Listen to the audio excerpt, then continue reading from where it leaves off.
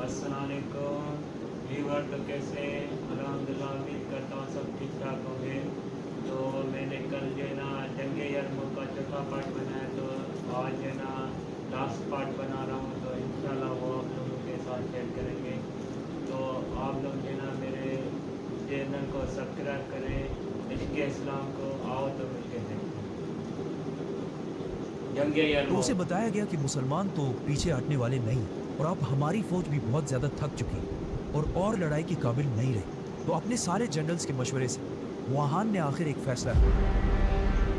पांचवा दिन शुरू होते ही मुसलमान बिल्कुल रेडी जंग के लिए खड़े थे, लेकिन उस दिन रोमन एम्पायर ने हमला किया ही नहीं, बल्कि अपनी तरफ से एक मैसेंजर मुसलमानों की तरफ भेजा, जिसने खालिद बिन वलीद को बताया कि रोमन फौज अब और जंग नहीं करना चाहती, तो बस हम इस जंग को इधर ही खत्म कर लें, किसी और दिन फिर दोबारा लड़ेंगे। मुसलमान इसके बाद उसी तरह अपनी लाइंस बनाकर खड़े रहे, लेकिन पांचवें दिन कोई लड़ाई नहीं। खालिद बिन वलीद ने अपने सारे जनरल्स को मीटिंग के लिए बुलाया और उन्हें रोमन्स की इस ऑफर के बारे में बताया। तो कुछ जनरल्स ने बताया कि सिर्फ रोमन्स ही नहीं, बल्कि मुसलमान भी काफी थक चुके हैं, तो हमें चाहिए कि हम इस ऑफर को मान लें। लेकिन अबू उबैदा और खालिद बिन वलीद दोनों की राय ये थी कि जंग तो अभी सिर्फ शुरू हुई है।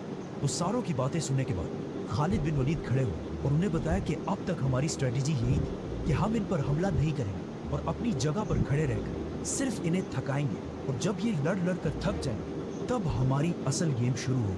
तो खालिद बिन वलीद ने रोमन जनरल की ऑफर रिजेक्ट कर और सारी मुसलमानों की फौज को हमले के लिए रेडी रहने का हुक्म भेजा।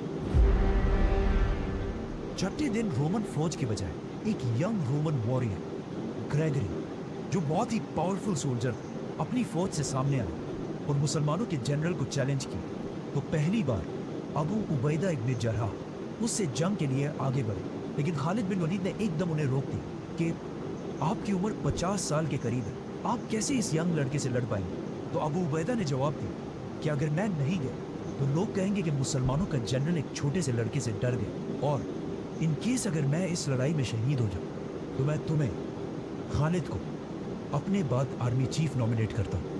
ये कहकर अबू उबैदा मुसलमानों की फौज से आगे बढ़े और लड़ाई शुरू हुई। काफी देर लड़ाई होने के बाद आखिर ग्रेगरी लड़ाई छोड़कर अपनी फौज की तरफ भागने लगा, लेकिन ये सिर्फ एक ट्रिक। जैसे ही अबू उबैदा उसके पीछे गए, उसने एकदम पीछे मुड़कर तलवार से फुल स्पीड उनकी तरफ वार की, लेकिन at the last second Abu Ubaida ने उसे डॉज कर अपनी तलवार से उसकी गर्दन उड़ाई। ये देखकर पीछे खड़े खालिद बिन वलीद जोर से अल्लाहु अकबर का नारा लगा और उन्हीं के साथ पूरी मुसलमान फौज नारे लगाने लगी, और इसी के साथ खालिद बिन वलीद ने 6 दिनों के बाद पहली बार मुसलमानों की फौज को रोमन एम्पायर पर हमले का हुक्म दिया। अबू उबैदा अपनी जगह पर ही खड़े रहे और पीछे से मुसलमानों ने उन्हें ज्वाइन करके रोमन एम्पायर पर हमला कर दिया, और मुसलमानों की फौज फुल स्पीड आकर रोमन एम्पायर की फौज से टकरा गई। लेकिन मुसलमानों की इस सारी एक्साइटमेंट और जज्बे के बाद भी रोमन एम्पायर की फौज मुसलमानों से इतनी ज्यादा थी कि मुसलमान उन्हें ज्यादा कोई नुकसान नहीं पहुंचा पाए, और काफी देर तक जंग इसी तरह चलती रही और बहुत सारे मुसलमान शहीद होने लगे। और आहिस्ता आहिस्ता ऐसा लगने लगा कि खालिद बिन वलीद ने यह हमला करके बहुत बड़ी गलती की है, क्योंकि अब यहाँ से पीछे जाना भी इम्पॉसिबल था। रोमन जनरल वाहान ने खालिद बिन वलीद की इस गलत स्ट्रेटेजी को देखकर बहुत खुश हुआ और मुसलमानों की तरफ देखकर मुस्कुराने लगा। लेकिन अचानक उसने देखा कि खालिद बिन वलीद अपने घोड़े पर अकेले मुसलमानों की राइट साइड पर फुल स्पीड भागने लगा। लेकिन उसने सोचा कि अकेले ये एक शख्स हमारा क्या बिगाड़ लेगा। किसी को पता नहीं था कि खालिद बिन वलीद आखिर अपने घोड़े पर कहाँ जा रहे हैं। जैसे ही खालिद बिन वलीद मुसलमानों को क्रॉस करते हुए पहाड़ के करीब पहुंचे, तो अचानक आउट ऑफ नोवेयर पहाड़ के पीछे से 8000 हॉर्समैन फुल स्पीड खालिद रज़ियल्लाहु तआला अन्हु के साथ शामिल हो गए, और इन 8000 हॉर्समैन ने रोमन एम्पायर की फौज पर राइट साइड से हमला कर दिया। अब इसका किसी को पता नहीं, जंग से एक रात पहले ही खालिद बिन वलीद ने इन 8000 हॉर्समैन इस पहाड़ के पीछे भेजा था, और इन्हें ऑर्डर्स दिए थे कि जब तुम मुझे अपने घोड़े पर फुल स्पीड भागता हुआ देखो तो यही तुम्हारा हमला करने का सिग्नल है। ये 8000 हॉर्समैन बहुत तेजी से रोमन एम्पायर की फौज को क्रश करने लगे। ये देखकर रोमन एम्पायर की सारी फौज में खौफ फैल गया, जिससे रोमन एम्पायर की फौज आहिस्ता आहिस्ता जंग छोड़कर हर तरफ भागने लगे और मुसलमान इनका पीछा करने लगे। ये फौज जंग से फुल स्पीड इस पुल की तरफ भागी, जो इनके भागने का मेन रास्ता था। लेकिन जैसे ही ये फौज पुल के करीब पहुंची, उन्होंने देखा कि यहाँ भी पहले से मुसलमान फौज का एक डिवीजन खड़ा है और इन्हें भी एक रात पहले खालिद बिन वलीद ने इस फौज से छुपाकर पीछे ब्रिज के पास खड़ा किया।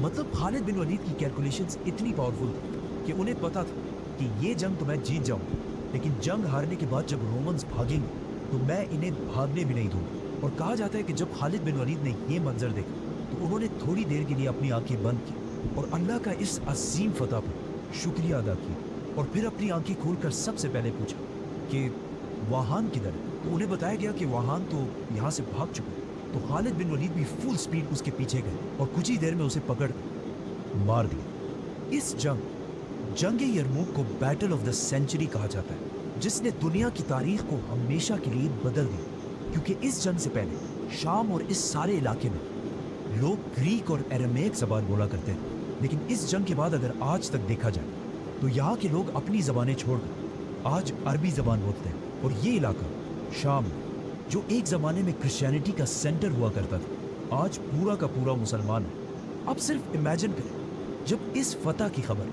मुसलमानों की कैपिटल मदीना पहुंची होगी तो वहाँ के सारे मुसलमान कितने खुश हुए होंगे। But at the same time जब इस जंग के हार की खबर रोमन एम्पायर के बादशाह हरकल तक पहुंची तो उसने अंताकिया में आखिरी बार खड़े होकर शाम की तरफ देखा और कहा, ए शाम की ज़मीन, मैं तुम्हें सलाम पेश करता हूँ। तुम दुनिया की सबसे खूबसूरत ज़मीनों में से एक हो, लेकिन अफसोस आज के बाद हम दोबारा यहाँ कभी भी नहीं आ सकेंगे।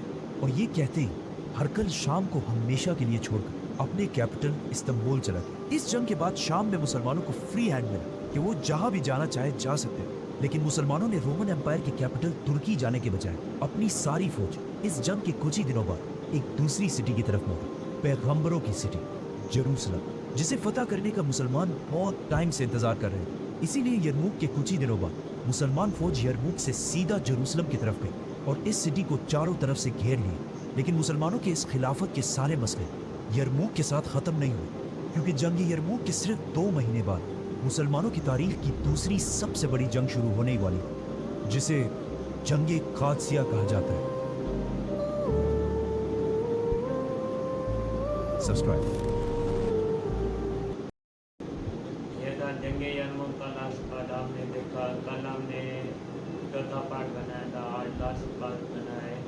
तो आप लोगों को कैसा लगा ये हमारा वीडियो? अगर अच्छा लगा है तो हमारे इसके इस्लाम चैनल को सब्सक्राइब करें, लाइक करें और शेयर करें। इंशाल्लाह मिलते हैं अगली वीडियो में। अल्लाह हाफ़िज़।